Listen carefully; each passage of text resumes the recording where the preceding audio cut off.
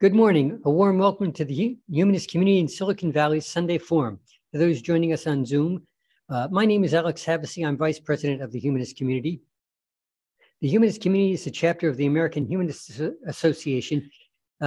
Humanism is a secular and reality-based philosophy of life that affirms our ability and responsibility to lead ethical lives of personal fulfillment that aspire to the greater good. We value freedom, health, happiness, fairness, compassion, and using science and reason to acquire and apply knowledge. If these words describe your thinking, we invite you to become a member of the Humanist Community. If you have not done so already, membership forms are available on our website at humanists.org. That's humanistplural.org. A special welcome to those who are with us for the first time. We invite you to continue listening to our weekly forums and other events. You can find our events listed on the website at humanist.org. Please aid us in continuing to present these forums by donating to the Humanist Community. You can find out how to donate to our organization, again, on our website, www.humanist.org. Today, Nicholas Little from the Center for Inquiry for joining us on Zoom to discuss pseudoscience and the law. The legal climate has changed. It's become more hostile to the rights of non-believers, with additional privilege being granted to religious organizations. Nick Little is an attorney for the Center for Inquiry. He'll discuss how this changing environment impacts the cases that can be brought forward and how the Center for Inquiry is expanding its scope to challenge pseudoscience through the courts. Nick has filed CFI's groundbreaking consumer protection suit against CVS stores for their deceptive marketing of homeopathic products. CFI is also, I won't go into that because I don't know how to pronounce that. He's also suing the world's largest homeopathic manufacturer, as well as the FDA, to access information regarding homeopathy, which the agency is refusing to release under the Freedom of Information Act.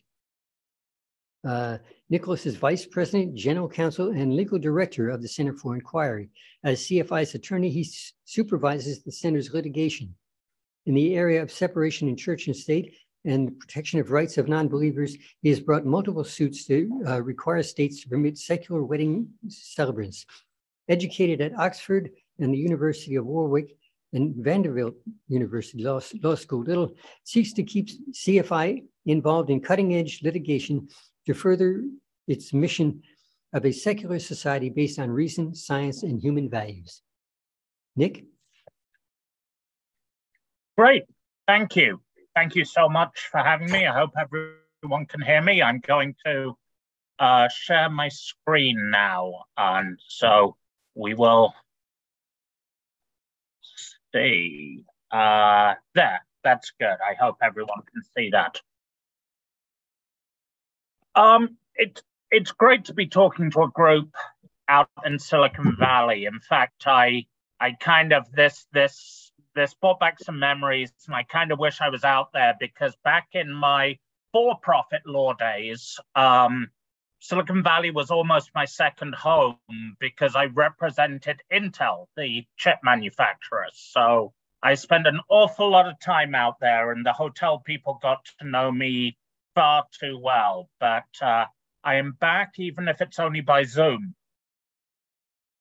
So much of my work at the moment is dealing with this notion of pseudoscience, which is rare for legal organizations, for the secular organizations, for reasons I'll go into.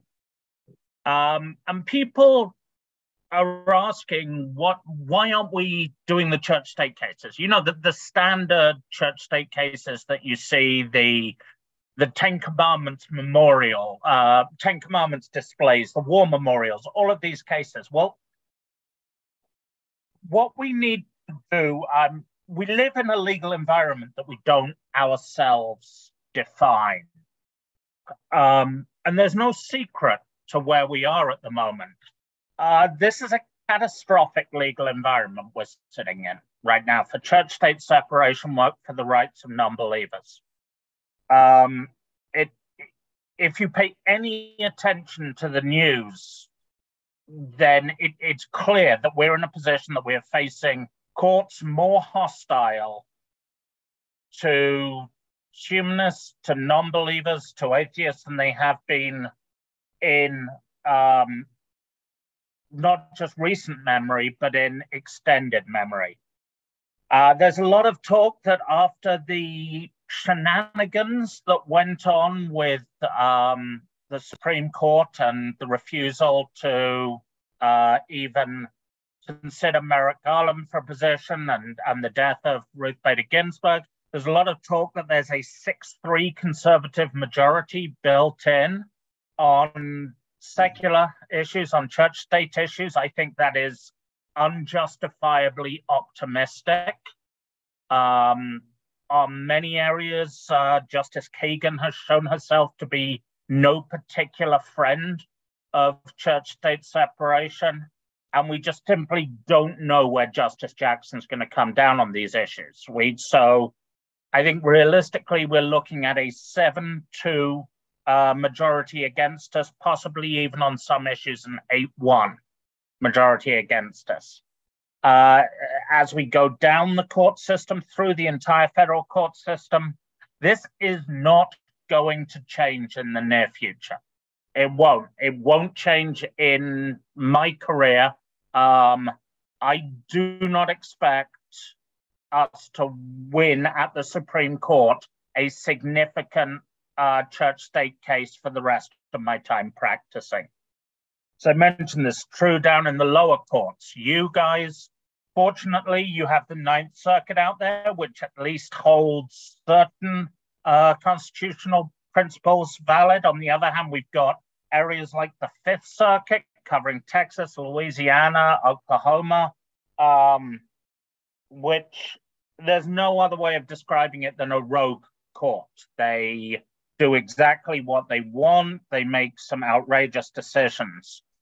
We also see, going down even further, the notion of district courts with political appointees with no legal grounding, imposing nationwide injunctions on things they don't like. So you can court shop. You can go around and find the most conservative district court. And we're seeing this with the FDA approval for the abortion pill. There's a court in Texas that may be banning that nationwide.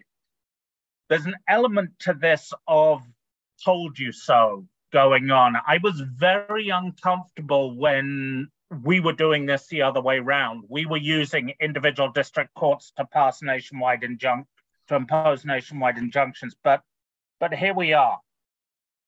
Obviously, a lot of what we talk about is the Supreme Court. And what we've seen at the Supreme Court, and this terrifies lawyers, is we've seen a change in the rules of the game. And it's more than just a change. We're now moving to a legal world without rules. And there's nothing worse for a lawyer than that. We can deal with rules we don't agree with, but lawyers, we like predictability.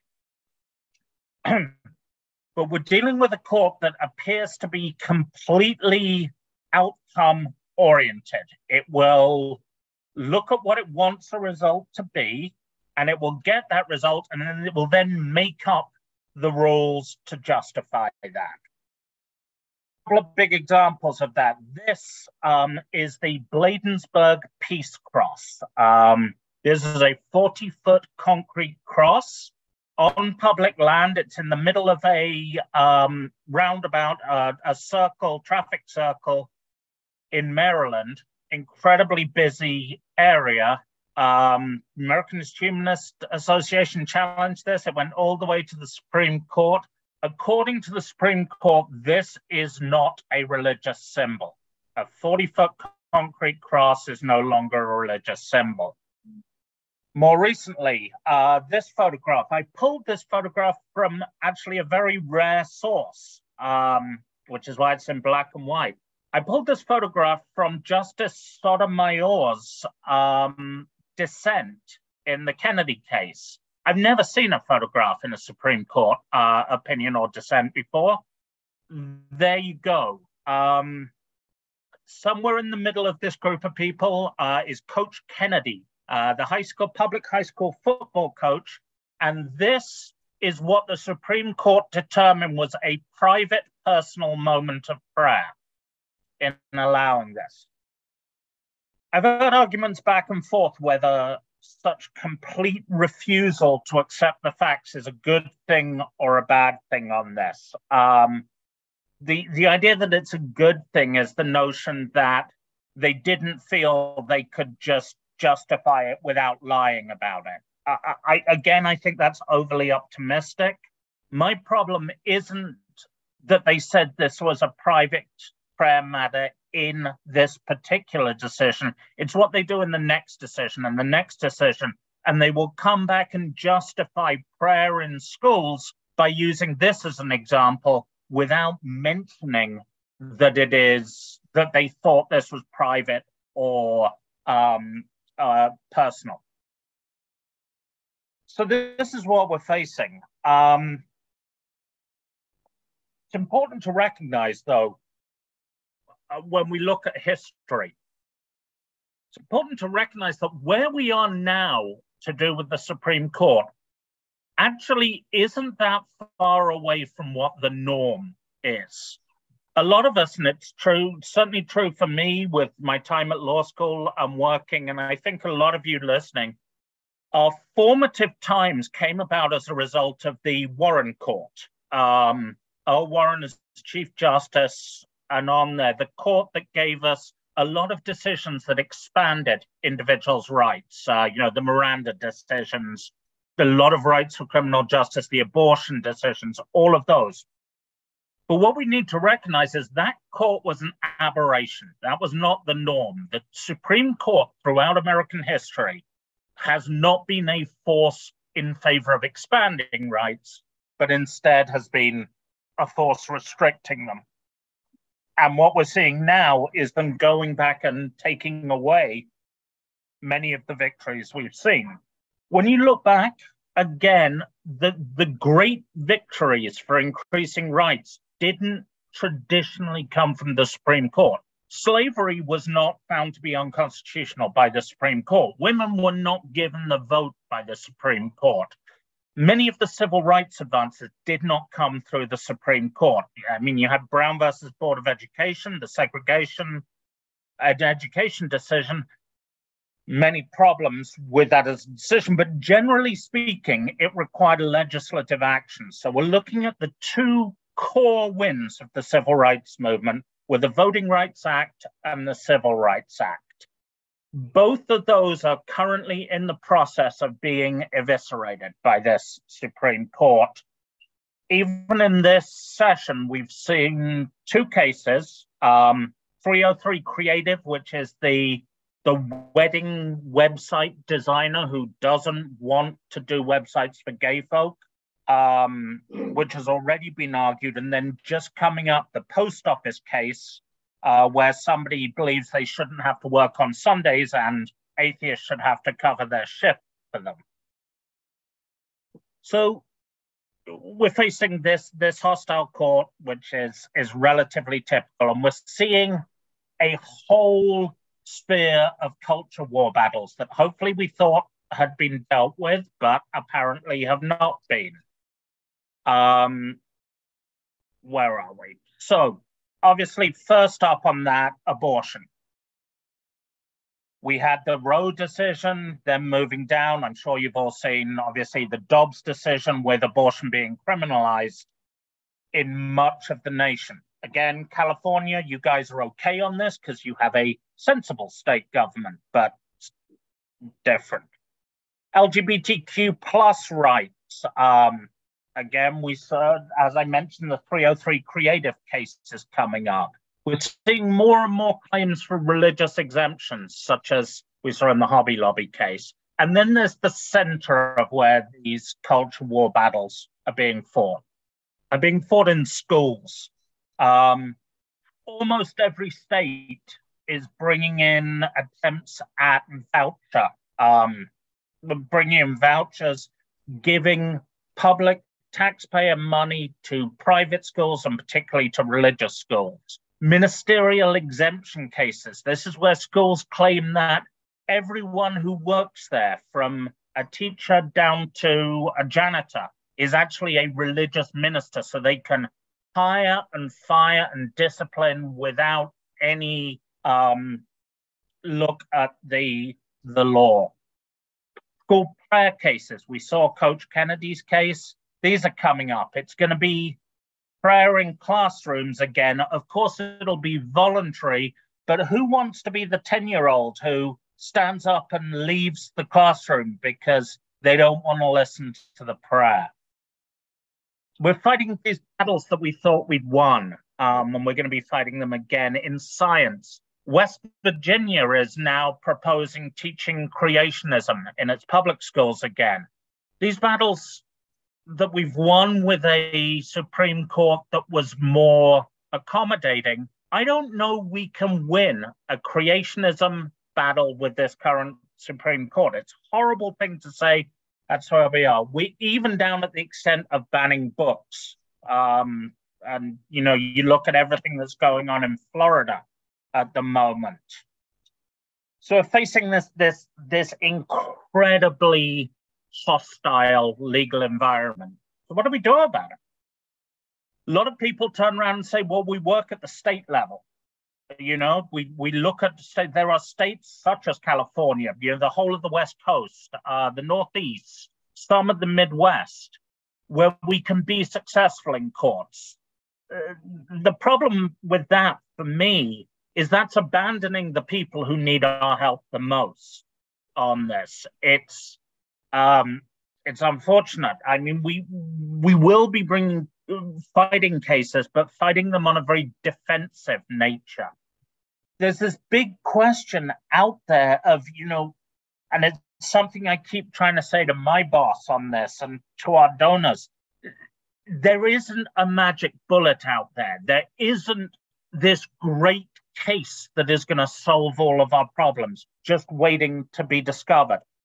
And you see groups like the Satanic Temple and the Pastafarians and all these groups, they will bring court cases saying, you know, oh, you have to allow our religion to do this. The trouble there is, for those to work, you have to have a fair and just Supreme Court. And we don't. I don't think the Supreme Court will have a problem turning around and saying Satanists don't have religious rights. We're going to see them turn around and say that atheists don't have the same priorities and things on it. There just isn't this magic bullet. I, though, as an employee, I am the attorney for CFI. I had to find a way to justify still being employed, which is very important to me and my family and everyone else who I pay for food and health insurance and all that. So we looked at it, and it's like, I don't like losing cases. I don't want to just file lawsuits that we're going to get beaten down. So we looked at the other half of what CFI does, which is this notion of pseudoscience. So I decided to look for ways in which to assist the government in its role of controlling pseudoscience. So what's the first question here? Well, the first thing we've got to look at is what actually is pseudoscience, and something most of us will know. Unfortunately, it's amazing how many judges and government officials don't know it. Pseudoscience is basically it's the fraudulent taking of the method of science and using it to ram through fake, non-real results. It's dressing things in the garb of science to get the credibility of science without actually being scientific. Science will have a theory, it tests it through observation, and it's about falsifying theories. Pseudoscience does it the other way around. It determines a result, and then it goes looking for evidence for that result. And some of this is just completely ridiculous. But I don't think we realize just how much surrounded we are by pseudoscience in this. I bet most of you have seen the old original Cosmos series, and I'll always remember Carl Sagan standing there talking about the ridiculous nature of astrology, of the zodiac and horoscopes and star signs. And yet national newspapers print horoscopes in their papers. We see psychics called in by police departments as if they have something in any way credible to contribute on this. I don't know if many of you know the CFI group down in Los Angeles.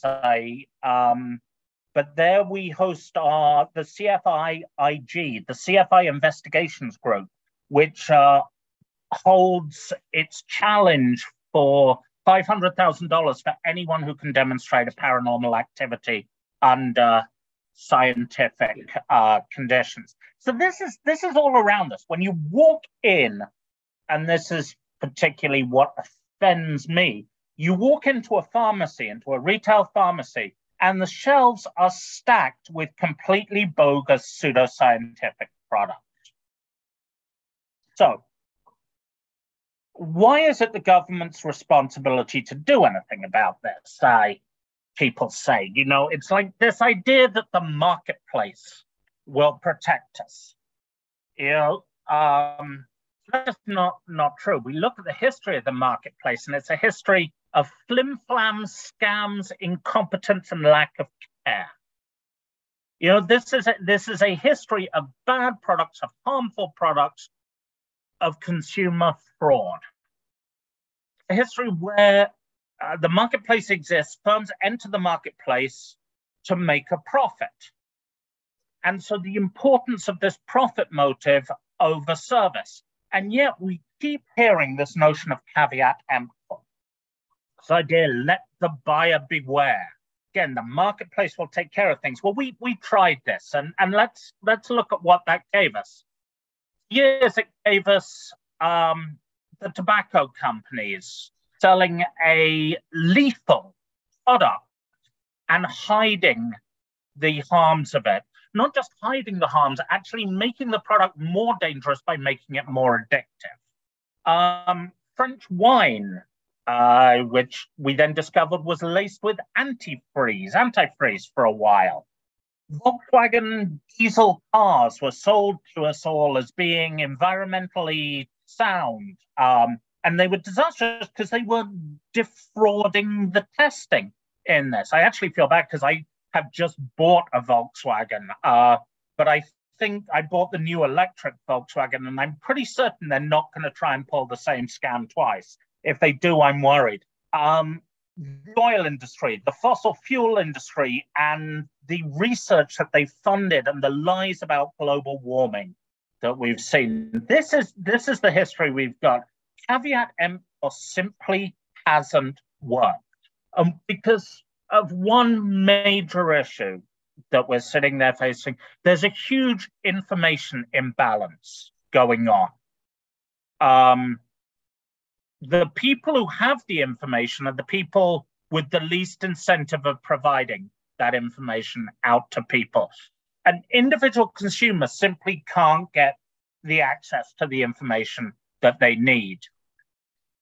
Then above all of this, we have alt-med, from the snake oil salesman, the old Westerns. And now it's a lot more polished, but you see it absolutely everywhere. You see the chiropractors, the acupuncturists, my favorite, the Reiki healers, all of these people with no scientific basis whatsoever selling their product. So, you know what? We decided to look at then why the government wasn't protecting us. We've given the government a lot of power to protect us as consumers. And how do they do that? Well, the first way they can do that is through legislating, passing laws, and passing regulations. They then, with those, they then litigate companies who break those rules and they enforce the rules. They also provide education. They have a very large amount of power to do this. So everything's fine, yeah? You know, that's it. We can sit back and know that Washington, D.C. and Sacramento and whatever are protecting us from all of this nonsense. And I guess you must get immune to it when you're in California. I always notice when I land in California that I'm on the jetway walking off and I see the first of those signs, which are, you know, the warning, breathing anything in this airport has been found to be a carcinogen in this. So it's not that the government doesn't have power to do this. It's not that they don't have the ability. So why is there still a problem? Well, the first case, and to show you just how extreme this is, the amount of regulation is just massive. Between 1995 and 2011, the federal government, just talking the federal government here, passed 4,312 laws, came into effect. In order to implement those laws, they filled them out with a series of regulations. Over that time period, they passed 88,899 new regulations. Those regulations by 2019, which were all published in the CFR, the Federal Registry, that was 185,984 pages of regulations on this. There is just a lack of information, a lack of knowledge about that. Lawyers don't know what is in there. So how on earth is the general public meant to understand? We break laws all the time without knowing that we're breaking laws and without intending to. There's a statistic out there which I'm convinced is at least partially made up, but I use it anyway because it sounds good on this, that the average person commits 2 felonies on a daily basis without knowing about it. I know I commit a lot of crimes when I sit back and look at it. I think 2 felonies might be an exaggeration, but this is not this. There's all these rules to enforce that nobody knows about. So we end up with a battle between state regulation and federal regulation on the one hand. You've got a state where you are that is bigger in economic impact and everything than the vast majority of countries in the world. So you even have like local city governments down below it. You've got this. Who controls consumer protection in that? It tends to be the states, but then you've got the FDA, Food and Drug Administration, and the FTC, the Federal Trade Commission, sitting there. I was led to believe that about 150 years ago, we had a big brouhaha on whether federal or state priority, but people are still fighting these battles. As I mentioned, you've got multiple agencies dealing with this. With AltMed, you're dealing with the Food and Drug Administration and the Federal Trade Commission. You've also got the Environmental Protection Agency. You've got all of these different bodies who are competing over who covers what. Think of the notion of agency capture. Who takes control of agencies? It tends to be the people that they're meant to regulate. Now, this can happen in a really bad way, and arguably criminal. In fact, not even arguably, in a criminal way through the actions of lobbyists and others and illegal payments, etc. But it's not just that. There's also, amongst civil servants, a lack of knowledge and expertise and information on this. So who do they turn to get the information? You've got an organization like CFI with a budget of $5 million a year and 2 lawyers they can ask about homeopathy, or they can go to the homeopathic industry with hundreds of lawyers and billions of dollars annually. So agency capture. Another problem with government enforcement, government slop. Government workers simply, some might argue, have no incentive to regulate this stuff. Okay. So let's look at my particular bugbear on this and homeopathy. Why do I focus on homeopathy on this? Well, I pick homeopathy because of two reasons. The first reason is it's everywhere. If you go into your CVS, your Walgreens, your Rite Aid, whatever pharmacy you go to, you'll see it on the shelves along with what I call real medicine. So it's everywhere. But the second reason I focus on homeopathy is it's really, really, really incredibly dumb. To fill you in briefly on homeopathy, homeopathy isn't what a lot of people think it is. It's not natural herbal remedies. Homeopathy is a very special subsection of alt medicine that rests on a couple of principles. The first principle is the idea that like treats like. So if something gives you a symptom, it can be used to treat that symptom. There's actually no scientific basis for that, but what the hell? This was in the 1700s before we knew what germs were. The second notion it's based on is actually even more stupid than that. It's the law of infinitesimal doses. This is the idea that the more you dilute the active ingredient, the stronger it becomes. And that's when even you get down to dilution such that it is a physical impossibility that any of the original substance is left in it. Let's throw an example out there. You may have seen a treatment for the flu called acylcoccinum. It's the best-selling homeopathic product in the United States.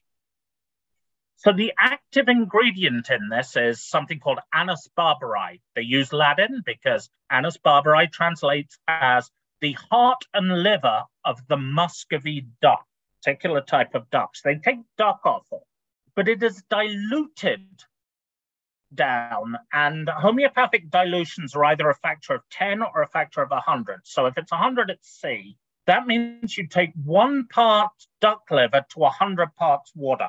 That's one dilution. For a 2C dilution, you do that twice. So you have the readily diluted one. You then dilute that again, 1 to 100. So you're up already to a 1 in 10,000 dilution. Acylcoccinum is a 200C dilution. So they do that 1 in 100, 200 times. So it is a dilution of 1 part duck liver in 10 to the 400 parts water. 10 to the 400 is a staggeringly, inconceivably large number. There are, according to estimates, 10 to the power of 80 atoms in the entire universe. So there is no possibility whatsoever, it is impossible that there is any of the allegedly active ingredient left in the acylcoccinum.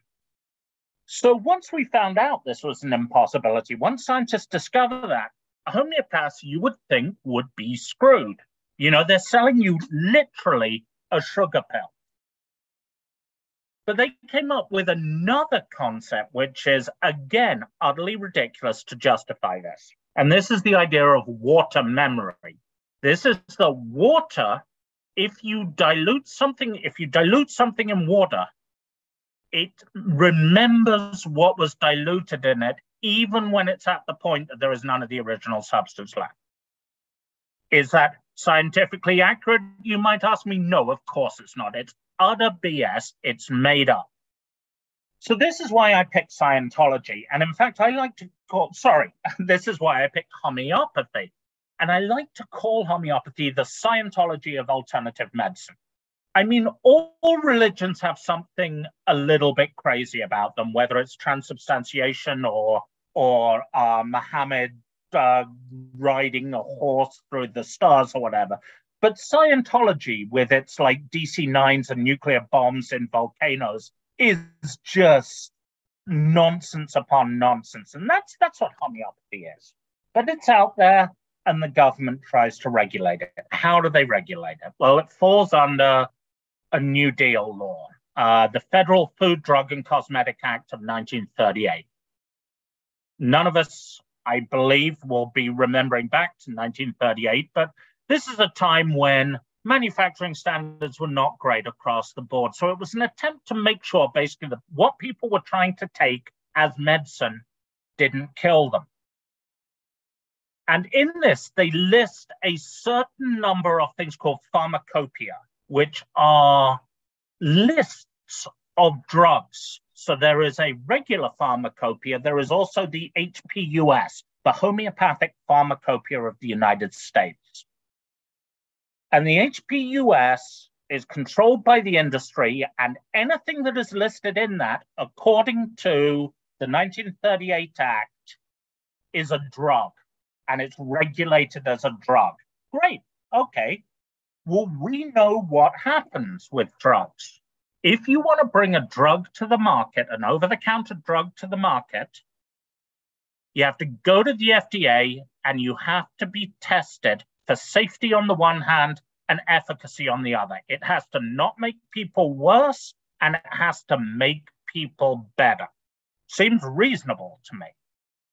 Now, for the longest time, homeopathy just wasn't an issue. In the 1940s, the only people who went to homeopaths were crazy rich folk who, very limited numbers, not a big deal.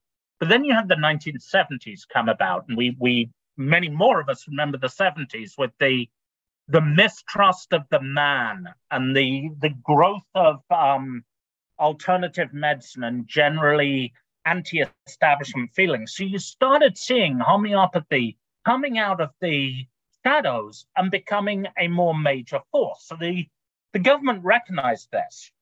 And given that the wheels of government move incredibly slowly, in 1988, the FDA finally came out with what's called CPG 400-400. CPG is Compliance Policy Guide. This was how they are going to treat homeopathic products. Pulling out a very brief part of this. As I mentioned, Anas barberi, the ingredient in Acylococcinum, is actually dark and heart liver. They use the Latin name because most parents wouldn't buy a product if they thought it was dark liver. So they use Latin names. This is just one of the things that the FDA said has to be done. You have to use English names on this. Unfortunately, this was completely ignored. None of 400-400 was ever enforced. And then in 2019, it was replaced by a new policy, which was risk-based, which we are trying to see if they're going to impose now, which says that we're going to prioritize some types of homeopathy to deal with. And we're going to prioritize things you inject or put in your eyes rather than take as a pill, because you're more likely to get a side effect. Things that claim they treat serious diseases, like cancer rather than a cold, and things that target vulnerable populations like the elderly and the young. So that's where the FDA is on this. What about the other group, the FTC? The FTC deals with both the advertising and the marketing side. We did a lot of work with them, and they turned around in 2016 and put out an enforcement policy statement. Again, what this is about is how are we going to enforce the FTC law? Incredibly boring document to read. Please, for the love of God, don't go out and read this document. So I pulled out the important part of it is here. They said that in order for it not to be deceptive advertising and marketing, homeopathic products must say two things. The first is there is no scientific evidence that this product works. And the second is it's based on claims from the 1700s that are not believed by anyone these days. Again, all good, but we're waiting to see anything come from this. So let's look at how this regulation actually works in practice. I went online and I found this great website called Homeopathic House Call. And you can tell this is good because their employees clearly have nice starched white uniforms and they're friendly and smiles, although the mother on the right-hand side is looking somewhat terrified in this. But I don't know if she is selling her child as an indentured servant to the homeopaths or whatever it is. But this organization, it's kind of a concierge medicine, but not real medicine. It's concierge homeopathy. So let's take a little look at this site. Of course, tell you what homeopathy is, which is really kind of them. And they tell you it uses safe, non-toxic doses of natural substances, stimulates your body to heal itself. That's how could anybody be opposed to this? It's a 200-year-old system of healing that's proven to have been effective. It's regulated by the FDA and manufactured according to stringent standards. The nonsense, the lies in that, it's lies upon lies upon lies. But yet, it's still out there. But if you scroll far enough down on the page, you get a disclaimer. Homeopathic house call is not intended to replace qualified medical attention. Nothing contained in homeopathic house call is intended to make diagnoses, prescriptions, or recommended treatments for the cure of any specific condition. That's the complete opposite to what they were saying earlier. And yet, apparently, they get away with it because it's down, right down on the bottom there. So clearly, regulation isn't working. If you walk into your CVS, if you walk into your Walmart, walk into any pharmacy, you will see these products on the shelves. These products are next to real medicine. So if you go to pain relief, there will be Arnicare next to ibuprofen. If you go to cold and flu, there will be a silicoccinum next to Theraflu and next to NyQuil. And in particular, they target these products at children. And, well, they're targeting them at the parents of children. They've all got these nice, safe, they use words like safe, and they always stress that they have no interactions with other drugs. And there's a reason for that. There are no interactions because all you're taking is sugar and or water on it. But they're sitting there on the shelves. Here's the problem. As I mentioned, if you're a drug in the United States to be sold to the public, you need to be tested for safety and efficacy. That is a problem for homeopathic products. They may be safe. They're not always safe, but they may be safe. They are not effective. There is no evidence that they work any better than a placebo. Not a single homeopathic product has been approved by the FDA, and yet they're still sold. They can be taken off the shelves by the FDA at any time. The FDA just doesn't do it. These are not supplements that can be sold with that ridiculous disclaimer of, these products have not been tested by the FDA and are not designed to treat. They are defined under the law as drugs, and they are not regulated properly on it. Well, this is my question. Why? Well, the first thing is the government simply can't do it. They have a lack of competence, a lack of information, lack of resources. A lot of the issues have been misrepresented to them. That's one possibility. Second possibility is they just don't want to do it. And there's a large element of this. They look at it as like, this is about consumer choice. And as long as these products aren't actively killing people, they'll let them take them. And the homeopathic industry has really good lobbyists. They've got better things to do. When I went to the District of Columbia Consumer Protection Agency, I talked to that guy and he spoke to me off the record, so please don't tell anyone. That he was like, yeah, I'd love to go after these products, but I have 2 lawyers. We deal with fake cancer cures being sent up from Mexico and all this. I simply don't have the time and the resources to go after these products. So we're left in a situation with worst of both worlds. We have relatively strict federal regulation, but that simply isn't enforced. Now, if you notice back, that homeopathic house call did something that all of the homeopathic industry does. They shout out that they are FDA regulated. They then don't put down that they break all the FDA regulations and don't get prosecuted. But there we are. So, what do you do in the United States if you're not getting your own way? You sue. It's the American way. So here we are, we're bringing lawsuits, but there's a lot of problems with bringing lawsuits on this. First is, who are we going to sue? I'd love to sue the government for not regulating homeopathy. You can't do that because the government sets the rules on who you're allowed to sue. And one of the key things is you cannot sue the government for not doing its job. You're meant to take care of that through the democratic process.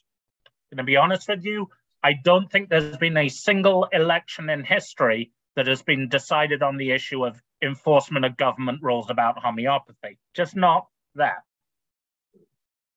Second problem is standing. In order to sue in the United States, you have to have skin in the game. You have to have lost out. We, as a nonprofit, in most places, can't sue on behalf of other people. They have to sue on their own behalf.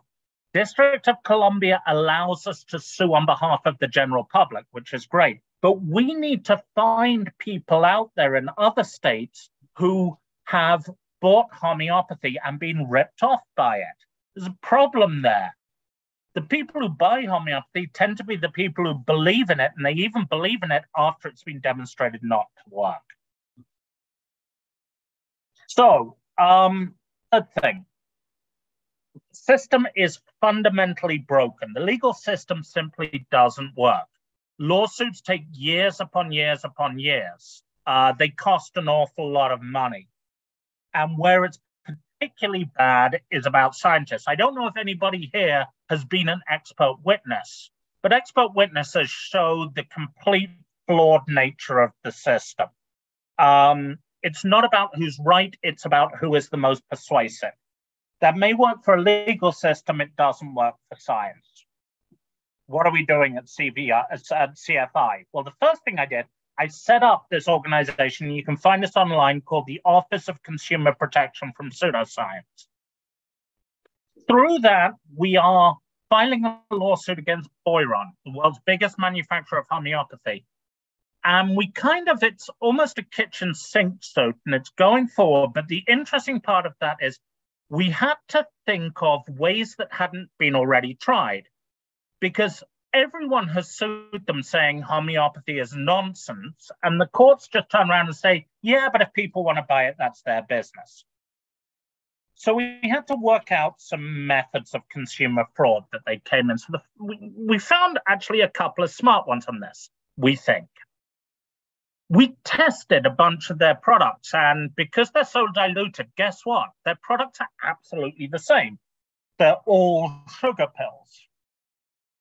So our suit is that it's fraudulent to sell 10 different sugar pills for 10 different diseases when somebody could just buy one big bumper bottle of the same thing and sell it around. So we've got that going forward. We're also looking at expanding it to Amazon, who sell a lot of these products online, and Chewy, the dog, the pet supplier. I don't mind when adults take this stuff. If you want to do something stupid, that's your business. You're not hurting other people. I get cranky when you give it to your kids, but I get particularly angry when you force homeopathic products on dogs, on other animals, because they can't even tell you what's going wrong. Amazon, of course, just turn around and say, you know what, we don't endorse this stuff. We just sell it. We're just a retailer. We're actually just a wholesaler. Here's the problem. And if you look at, and I'm not sure if you can see my mouse, look up top, Amazon's Choice. To me, that's a recommendation of a product that doesn't work. But the big lawsuits we're doing, we sued CVS and Walmart in DC. And the lawsuit there is basically saying, by putting a product above a sign that says cold and flu or pain relief or allergy relief, you are making an affirmative claim that it does that. And also by putting it next to real scientific medicine and mixing it up in there, you are deliberately trying to create the impression that these things are the same. We sued them both independently and we lost both cases, which was really frustrating. We lost on the basis of standing. They said we weren't a consumer protection organization, so couldn't sue. And on the other hand, we lost on what's called failure to state a claim. We didn't show how harmful it is. I appealed those, and lo and behold, eventually we turned around and we won the appeal. They said we're a consumer protection organization, and the product placement, where you put your products and how you display them, can be seen as deceptive. And that's fantastic. So we're going forward on that. And we're now just getting to the stage of hiring expert witnesses, of doing discovery. It's going to be a long time. How can we ask people to help? Well, first thing you can do is, when you see your pharmacist selling this nonsense, complain to us. Go online to our Office of Consumer Protection website, tell me what's going on, I can then write to them. You can serve as a plaintiff, and believe me, we're going to want to start suing in California soon. And also, we're going to start putting these actions together. This idea of, sort of letters you can send to your pharmacy asking them why they do this. Pharmacists are professionals. They go to university for this. It's a graduate degree. They can't be happy that they're selling this nonsense in the stores. Let's let them know that we care about it. And, of course, donations. Suing people is expensive. Experts get paid, for example, $600 an hour. We have to find that money. We are moving forward on this this fight, and we need support as much as we can on it. I apologize that this has been such a brief overlay. There is so much of this on the website. I'm more than happy now to answer any questions you may have on this, or on AltMed in general, or on what is going on at the Supreme Court. And I'll pass it back over to you. Thank you, Nick. Oh, can you stop sharing? Oh, yes, I'm sorry. So we can see your face. You really don't want to do that, but here I am. Okay, any questions? When you were talking about the dilutions and how ridiculous that is, it occurred to me that part of the support for that might be the idea that getting a disease can make you immune to that. Doesn't work for cancer and a lot of other things, but it's probably the reasoning behind it.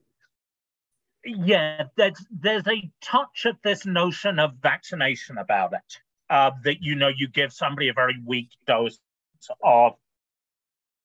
It's complete nonsense when it comes to homeopathy, mainly because when they wrote this idea of what the active ingredient should be, they had no idea what caused diseases. As I mentioned, the influenza treatment, the active ingredient is the heart and liver of a particular type of duck.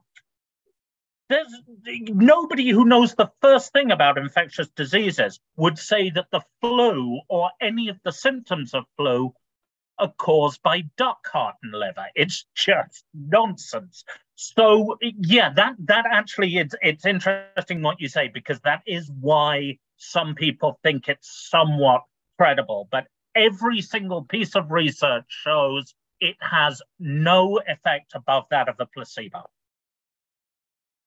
Yeah, and I think a lot of the problem you describe with enforcement is there's a lot of money going into Senate and the House that basically wants to weaken the enforcement laws. They're weakening the IRS. They're weakening a lot of things. They're weakening enforcement laws, and there is also generally speaking, the homeopathy that you see in pharmacies for self-limiting conditions. They run ads which say, I took this homeopathic product and 3 days later, my sore throat was gone.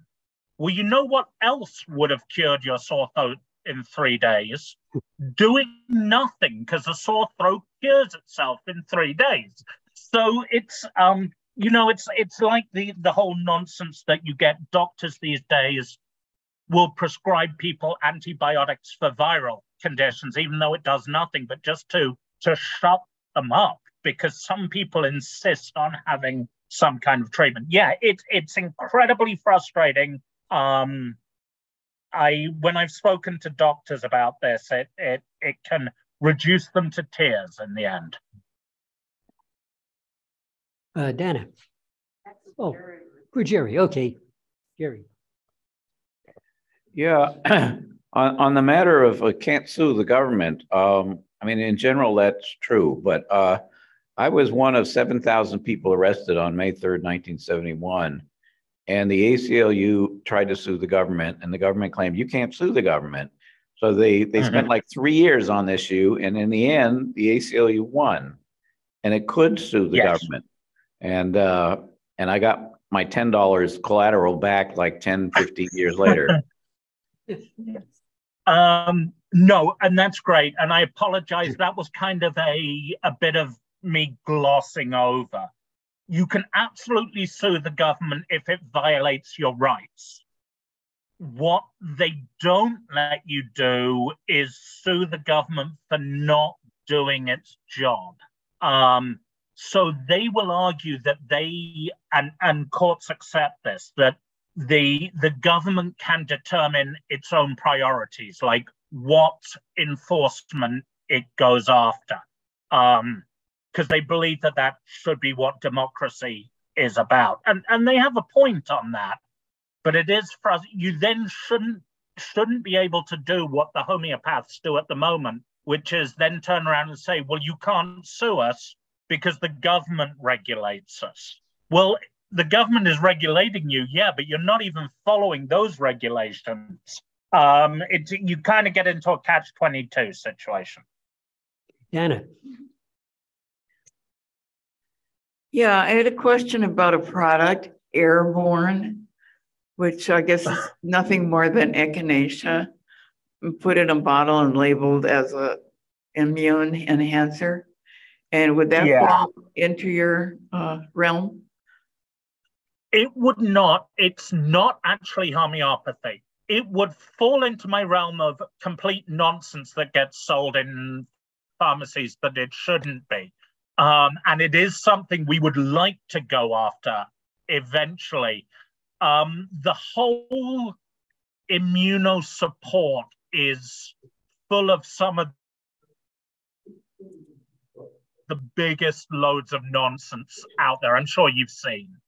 Yeah, I heard there was one coming up, a Sudoku remedy, which is like some other plant bottled and sold as a mental stimulant. Yeah, I would love as well too. Like you see, I can't even remember the name of it. That the actress who was on Jeopardy now was hawking, claiming she is a neuroscientist and things. The supplements world is a whole different area that I would love to start going after, because there is so much nonsense in that area. I'd love to deal with it. It's on the list. Hopefully I'll live and practice long enough that I can start going after these people as well. But it's the homeopaths first. Jerry. Yeah, on the question of suing the government for not doing its job, this group in Eugene, Oregon, called Our Children's Trust, is doing exactly that, trying to sue the national and several state governments for not doing their job. It's specifically violating the Constitution. So, you know, they haven't won anything yet, but right, they're working on it.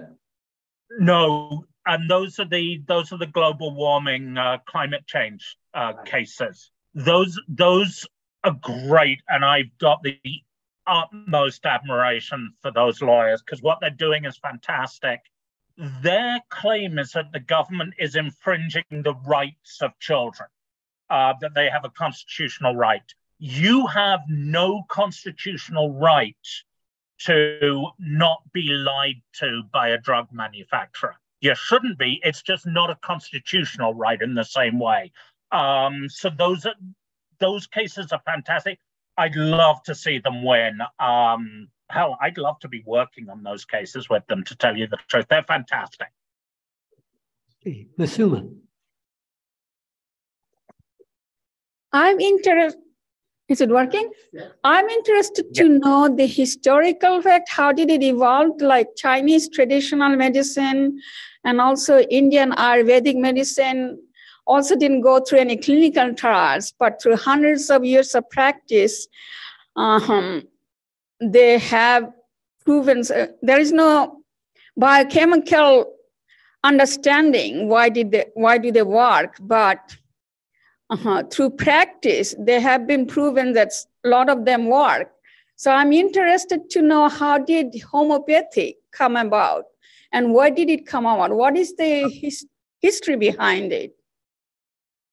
The history behind homeopathy, in the nicest possible way, is it's in the 1700s. It was a German doctor, Samuel Hahnemann, and homeopathy had certain advantages at this time, and the advantages it had were many doctors.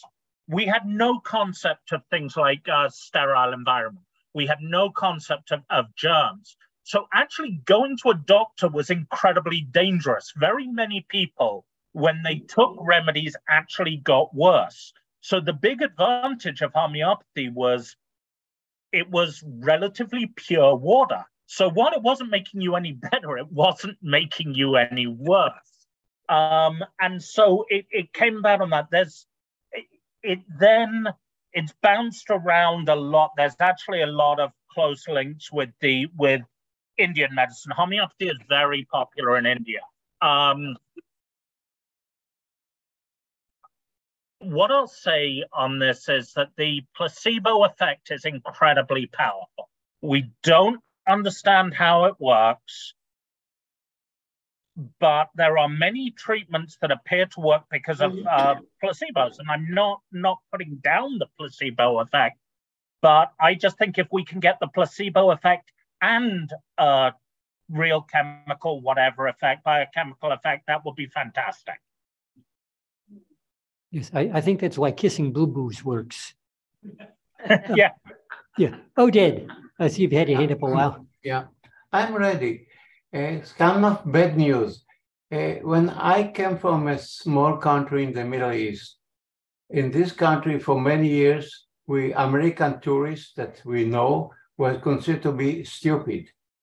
That means they have all kinds of medicine and cosmetic and so on and so forth. And now I'm 40 years in America, the same story. Many Americans are really not very smart. Now I'm wondering, is it the government that make the people not smart, or the non-smart people make the government? And this is not a joke. This is really sad story. No. And I mean, I think this absolutely. There's the old argument. The old idea that is your people get the government they deserve. That's this natural. The government get the people, and the people get the government, and it's living naturally ever after, as we say. Yeah. And do we want to change it? Sometimes I think now we're getting very deep. Here's the way I look at it is that in the end, I don't think I'm going to be able to get homeopathy taken off the market. I have no illusions on that. I'm not even sure it should be taken off the market. I just want the information about it to be accurate. If people are going to make a decision, people will always make bad decisions. I went through my entire college life and 20s making bad decision after bad decision. Let's just try if we can, and I think it's something as humanists that is our responsibility, is let's try as much as possible to make sure people have the information to make a better decision if they choose to.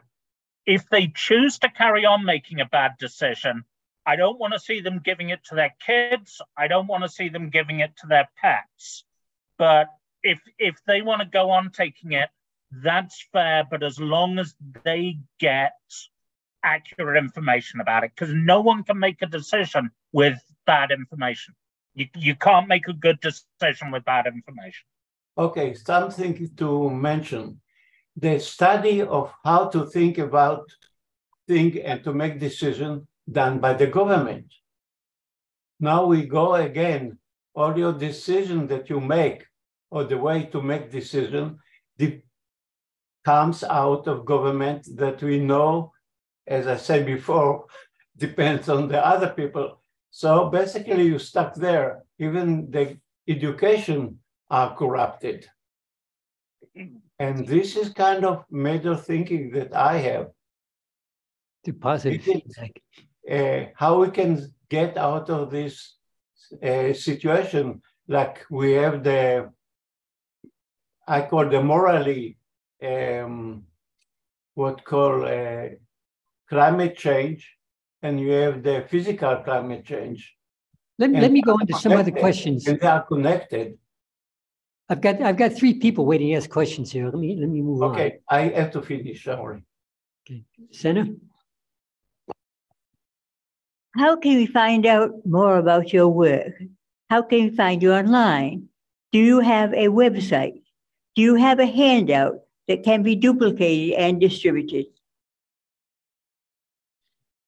Great, thanks. That's far less philosophical than before. Yeah, if you go, the website is centerforinquiry.org, and if you go on that, you can go to, in our issues, there'll be the Office of Consumer Protection from Pseudoscience, and we put everything there. There's handouts on there. I'm going to be putting more. We're trying to put some fact sheets together on there. We're trying to put here's a letter to send to your pharmacy that you can print off and put in your name and address and you sign it. Lots of things like that. We're a small organization, so it's not always as up to date as it should be, but you can always contact me as well. My email address, I'm going to put my email address in the chat. So if you have any further questions, you can please come to me on that. But so while we're talking, I'm going to look up where the Office of Consumer Protection page is, and I'm going to put it in the chat. Okay, I'll see that it gets on the web page also. Hi, yeah, my name is Stuart. I greatly appreciate the work you're doing and your presentation today. I wanted to ask you about these detoxifying, cleansing, self-adhesive white foot pads. They used to be sold at Walgreens called Kanoki foot pads. I just looked them up on Amazon, which I found them there too, but I can't find that brand anymore. But there are other brands, some of which are highly, highly reviewed. So they're supposed to extract all of the impurities from your body, even pulling asbestos out through the bottom of your feet. And they absolutely work, because when you take them off after 6 or 8 hours, they've turned to dark. So that proves that they work. What's your thoughts on this? And I wonder why the Kanoki brand, I can't find it. Thank you. Which also proves that the white sweat socks I wear work to detoxify me because they are filthy dirty when I take them off at the end of the day. No, I mean, those products are unbelievable. We looked for those when I was in Santa Barbara. We went into the CVS and we were trying to track this particular product down. And fortunately, CVS doesn't sell them anymore. They are absolutely on the list. The annoying thing, and this is a general thing on a lot of these products, they are not classified as drugs.